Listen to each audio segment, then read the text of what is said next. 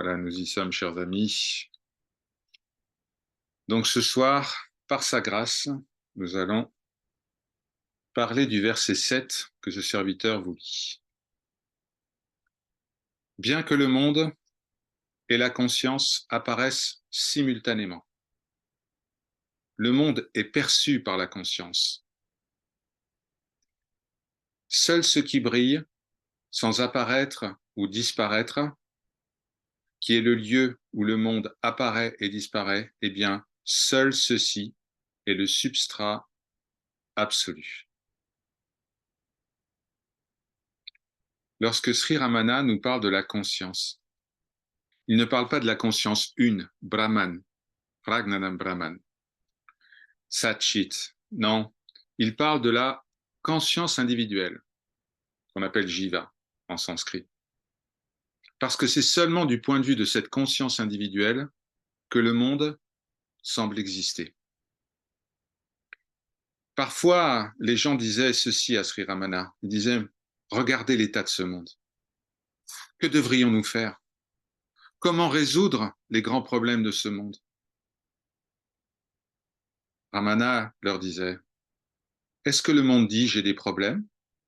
C'est nous qui disons le monde a des problèmes. C'est seulement du point de vue de l'ego, de la conscience individuelle, que les problèmes apparaissent. Quand certains lui disaient, le monde continue à exister quand je dors, car d'autres le voient exister, alors Sri Ramana répondait, laissez le monde venir me dire j'existe lorsque je dors profondément. Mais croyez-moi, cela n'arrive jamais. Selon Bhagavan Ramana, le monde n'existe pas en dehors de notre perception. Où est l'image du monde? Où se forme-t-elle? Uniquement dans notre esprit. Ah, l'esprit, le mental.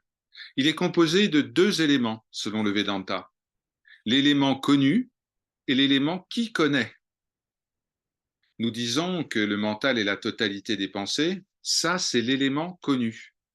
Mais les pensées elles-mêmes ne connaissent rien. La seule pensée qui connaît, c'est la pensée moi, je.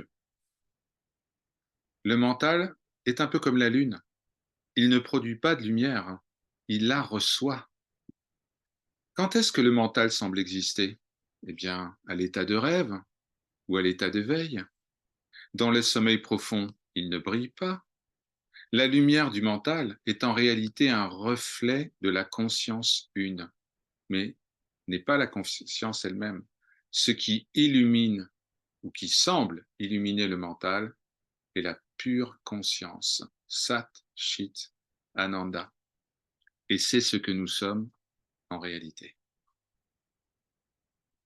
Ce reflet de la conscience a un nom en sanskrit. On l'appelle Chit Abhasa. Ne vous inquiétez pas, ce sera noté dans la description de cette vidéo. Vous n'avez pas besoin de prendre de notes. C'est comme un reflet dans le miroir.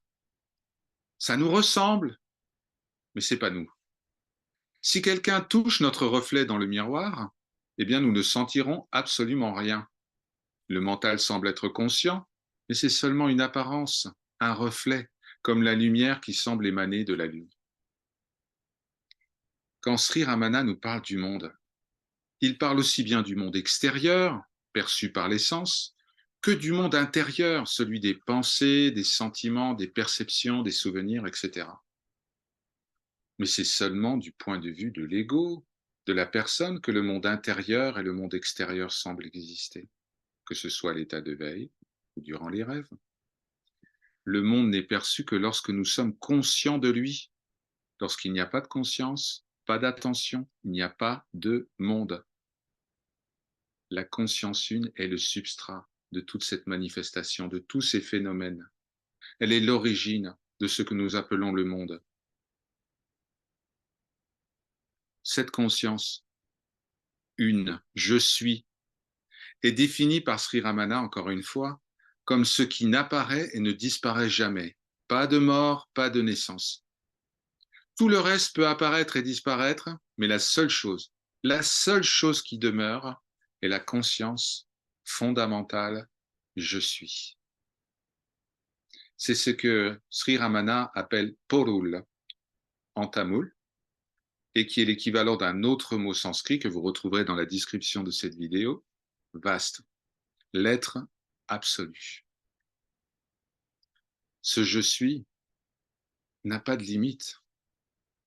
Il ne connaît donc rien d'autre que lui-même. Seules les formes ont des limites. Les formes sont distinguées d'autres formes par leurs limites. Mais ça ne concerne pas l'absolu. La totalité des formes n'est donc pas l'absolu, car les formes apparaissent et disparaissent et ont des limites entre elles. Ce je suis se connaît par lui-même. Il n'a pas besoin d'être en relation avec autre chose que lui-même pour se connaître. Tout existe dans ce monde en relation avec autre chose. La fleur, par exemple, semble exister du fait de l'homme qui la regarde. L'ego nous fait croire à sa permanence, mais il se dissout tous les soirs en sommeil profond. La seule réalité est ce qui est permanent, immuable, absolu, c'est-à-dire existant par lui-même, n'ayant besoin d'aucune autre relation. Et vous êtes cela, Tattwamasi. Ce serviteur aimerait à présent vous lire quelques versets du poème Akshara Mana Malay, la guirlande nuptiale de l'être, un poème rédigé par Sri Ramana à la gloire de la sainte montagne Arunachala. Et vous allez voir, ces versets résonnent avec les propos qui sont tenus dans le verset 7. Je vous invite simplement à les accueillir dans votre cœur. Ô Arunachala, sauve-moi des pièges cruels, des attachements de ce monde, et honore-moi par l'union avec toi.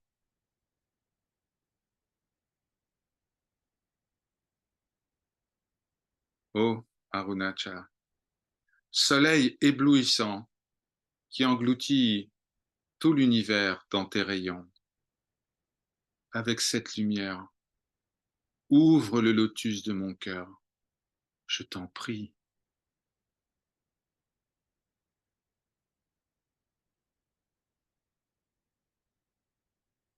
Ô Arunachala, laisse-moi être le serviteur de tes serviteurs, des serviteurs qui entendent ton nom et pleurent d'amour.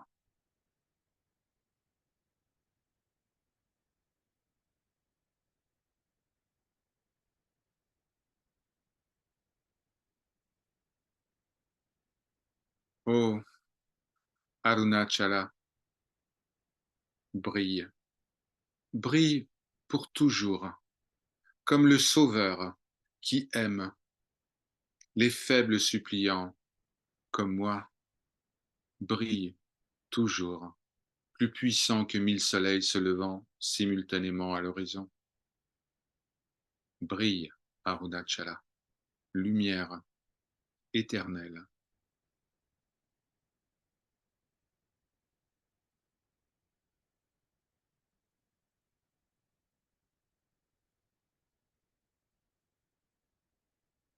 Arunachala Shiva, Arunachala Shiva, Arunachala Shiva, Arunachala.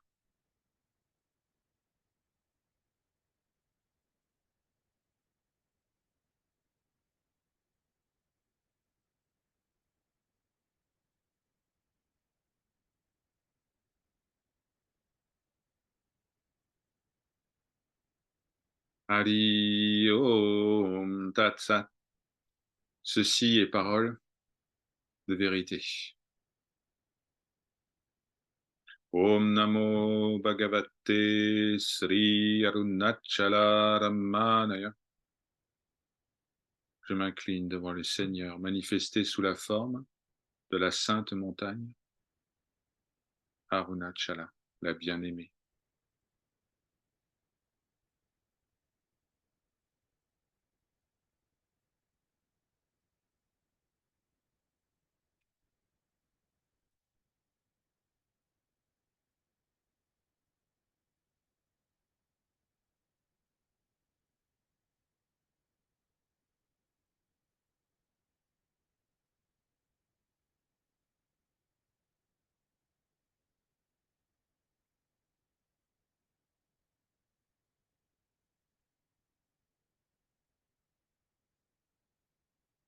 Chers amis, vous avez la parole. Vous pouvez utiliser, bien sûr, la boîte de dialogue ou, si l'inspiration est là, simplement lever la petite main jaune et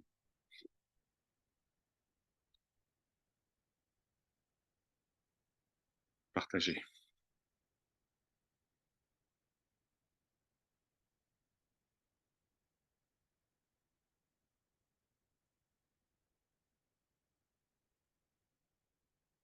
Ici, il y a une grande lumière dans le cœur.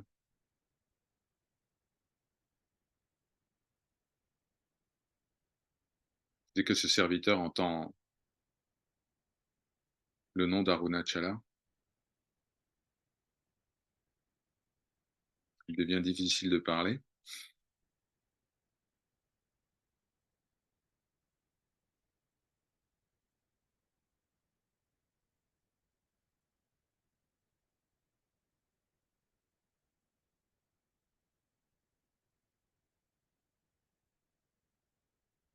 Il n'y a que l'inspiration, le Keyal, comme disait Ananda Mahima, de pèleriner autour de la Sainte Montagne, en esprit, puisque la Sainte Montagne réside dans tous les cœurs. Elle est Narayani, ce qui réside dans tous les cœurs. Elle est Janardani, ce qui protège et qui libère. Elle est Jagat Janani, elle est la créatrice du tout et donc du rien.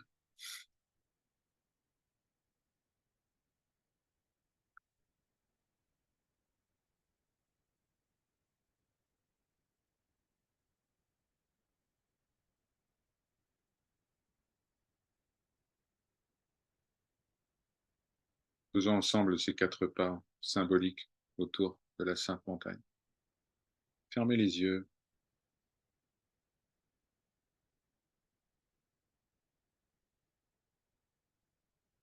visualisez Arunachala.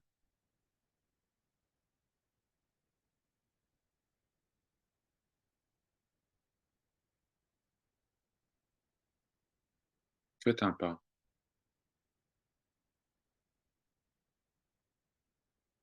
et au moment où votre pied touche le sol,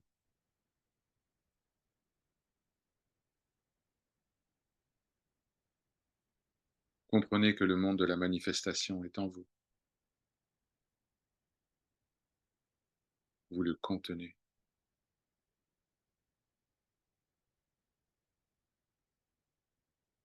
Maintenant, faites un deuxième pas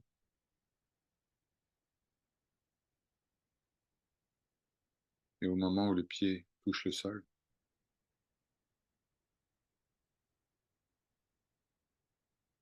comprenez que le monde astral, celui des visions, des prophéties, des rêves, est en vous. Vous le contenez.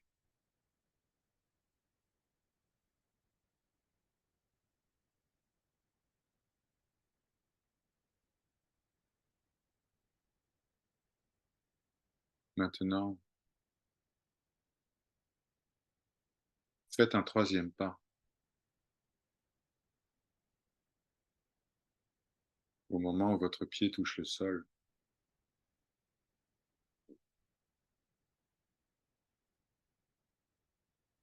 Comprenez que le monde causal, celui des archétypes, celui de la volonté d'exister en tant qu'individu, est en vous. Vous le contenez entièrement.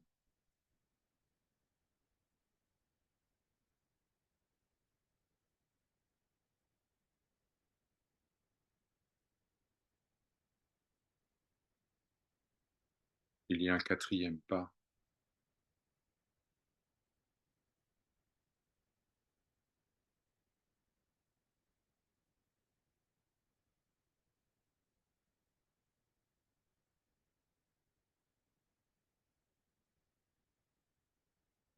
Il n'y a jamais eu de pèlerin,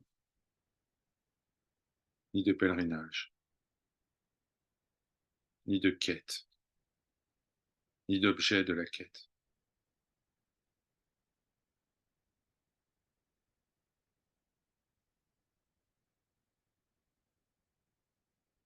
Ekam, Brahma, Vitya, Nasti.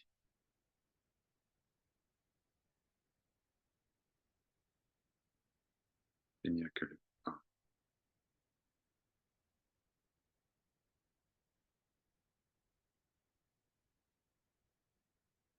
Sans second.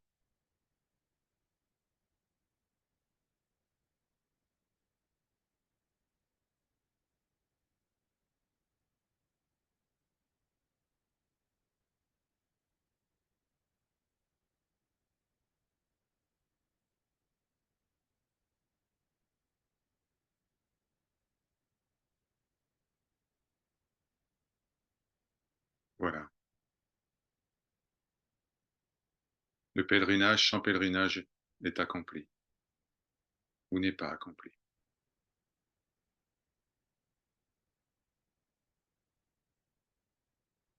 Le voyage sans voyageur.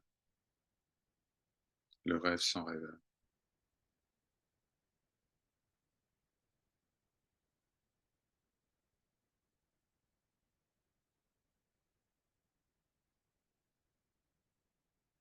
Om Namah Shivaya.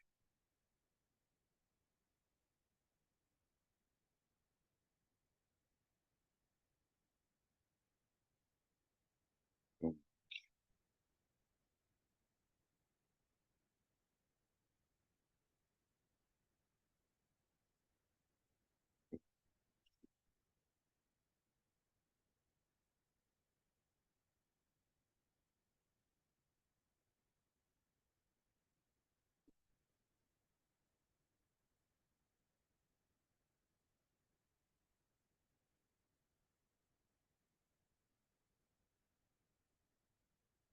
Une main jaune a surgi.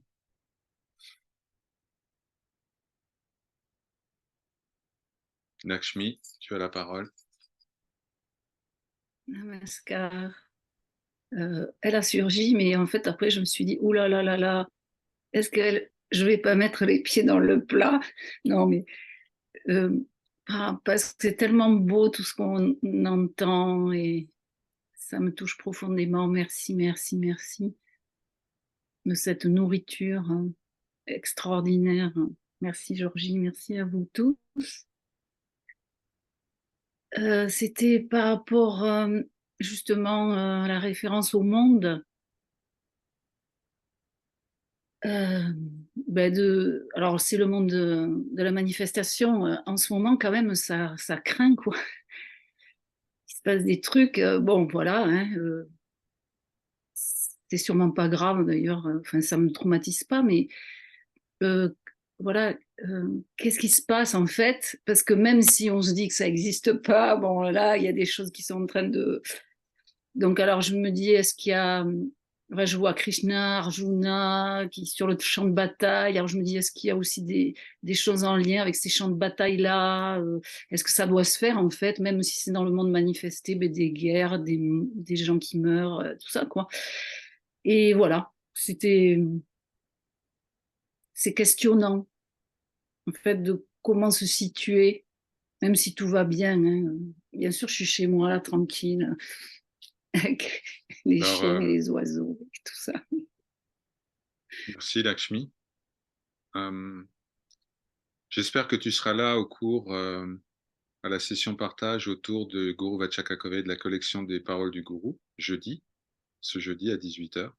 Oui, Parce qu'il va y oui, avoir oui, je serai là, oui. il va y avoir un focus particulier. C'est pas le hasard, les plans de la Divine Mère sont merveilleux. Donc, on va lire un certain nombre de versets du Guru Vachakakove, la collection des paroles du Gourou, qui répondent à tes interrogations. Euh, donc, je vous invite toutes et tous à, à assister à ça jeudi, parce que ça va être un des sujets. Le 3 septembre dernier, ce serviteur a publié un post dans un des groupes qui est animé, qui s'appelle Astrologie védique par Georgie. Je sais pas certains d'entre vous sont abonnés, où il était fait référence à une conjonction entre deux planètes, Mars et Ketu, la queue du dragon, en balance. Il est toujours étonnant de constater à quel point l'astrologie védique, le Jyotish, décrit le scénario du film au mètre près, puisque ce qui était annoncé s'est produit. Ce qui était annoncé le 3 septembre, c'était le réveil de vieux conflits, à la fois personnels et collectifs, qui allait entraîner beaucoup, beaucoup de souffrances, beaucoup de larmes, avec un paroxysme qui est annoncé le 29 octobre. Notez bien cette date. 29 octobre. Ce 29 octobre, en discutant avec les astrologues du temple de Chidambaram, nous allons rentrer ensuite le lendemain dans un nouveau cycle, mais le 29 octobre, il y a un paroxysme qui est équivalent en termes planétaires à ce qui s'était produit aux conjonctions planétaires qui avaient été observées lors du 11 septembre 2001. On arrive à la fin d'un cycle. Bien sûr, c'est le film. Bien sûr, l'enseignement de nos maîtres nous ramène toujours à ce qui ne change pas. Alors, le monde est en perpétuel changement et l'astrologie védique n'échappe pas à la règle. Mais encore une fois, il est vraiment bouleversant de constater à quel point le scénario du film est écrit et peut être compris à l'avance par cela. Donc voilà, le 29 octobre prochain, chers amis, restez chez vous.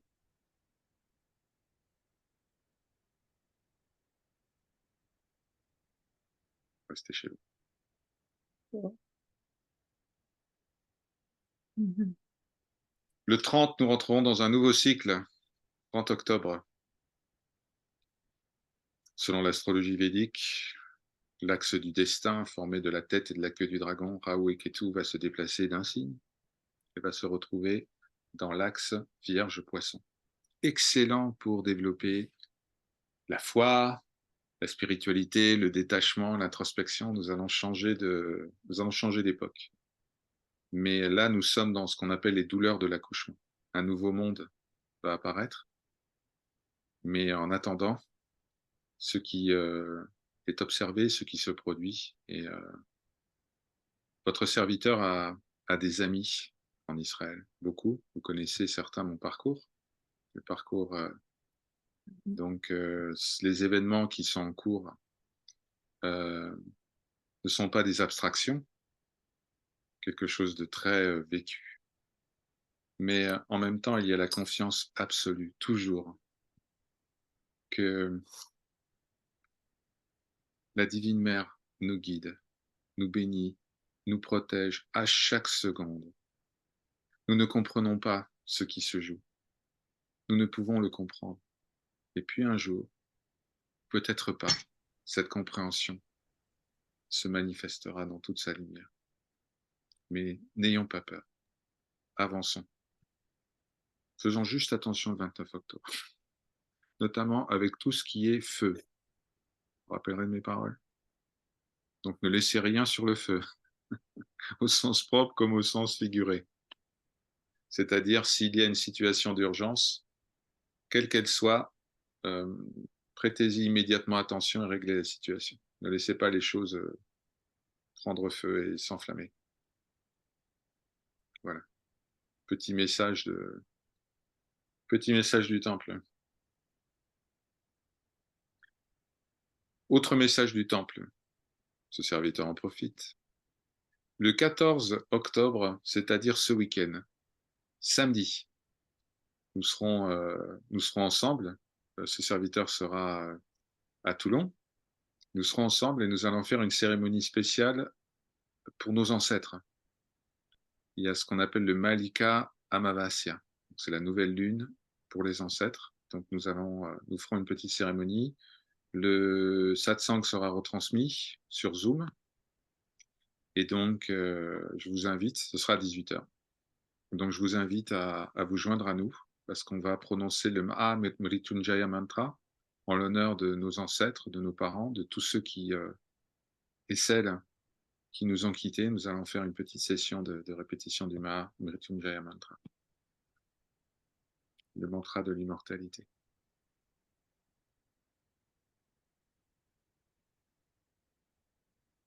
Ce n'est pas la volonté ou le choix de ce serviteur, c'est la tradition du temple de Chidambaram.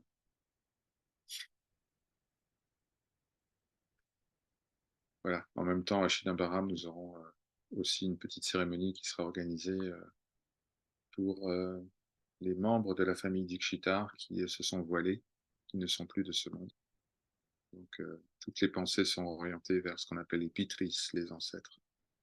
Bien sûr, les ancêtres, du point de vue de l'Advaita Vedanta, vous n'êtes pas né, vous n'êtes pas mort, etc. Mais les ancêtres représentent ce qu'on appelle des vasanas, des tendances ou des samskaras, des conditionnements issus de nos incarnations passées. Et il est bien de faire la paix avec ces incarnations passées. Et il est bien de faire la paix avec nos vasanas et nos samskaras. De ne pas simplement se contenter d'accueillir ou de cultiver un personnage de lumière, mais aussi accueillir l'ombre qui accompagne la lumière en toutes circonstances. Et les ancêtres représentent cette part d'ombre. Donc nous accueillons tout.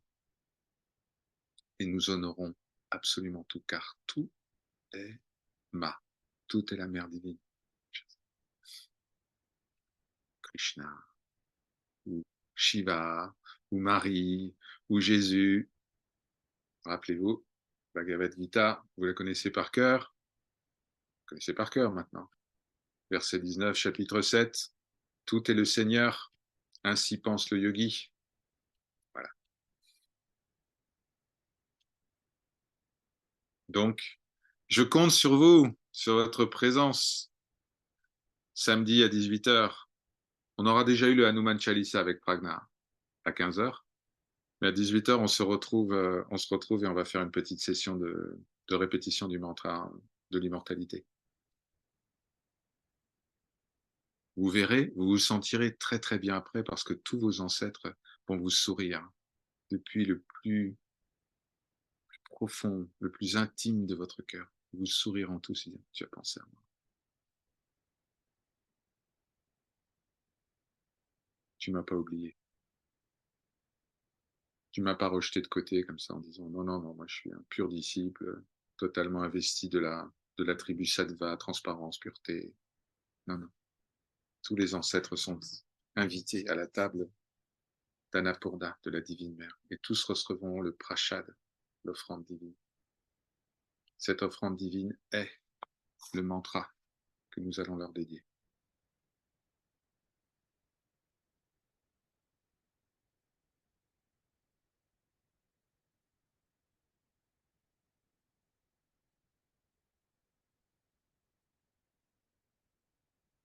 Ce serviteur va rejoindre très bientôt un groupe d'amis à Paris pour un dîner en soie. Et donc ce satsang sera un peu plus court que d'habitude. Mais venez jeudi. Venez jeudi. Sur YouTube. Ce sera pas. Venez jeudi. Venez écouter les paroles du Guru Vachakakovei, versets 75 à 100. Ceux qui ont déjà le Guru Vachakakovei peuvent le lire en avance. Merveille. Merveille absolue. Avec une explication du comportement du Gyani, du comportement du connaissant du soi. Que doit-on faire face à tout ce que nous observons dans le monde? Quelle doit être notre attitude? Et donc, ce sont des sujets qui, je suis sûr, vous intéressent.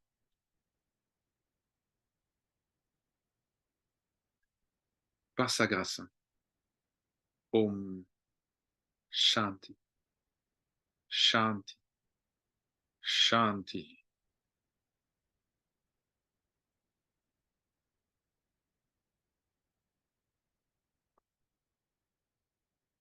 Que le Seigneur, Arunachala Shiva, vous protège, vous bénisse et vous guide. Kalyan. Qu'il ouvre votre cœur et vous rappelle que je suis ce que je suis. Tatastu, ainsi soit-il. Très belle, très très belle soirée en soi, sous le regard bienveillant de la Divine Mère. Et à très bientôt, chers amis.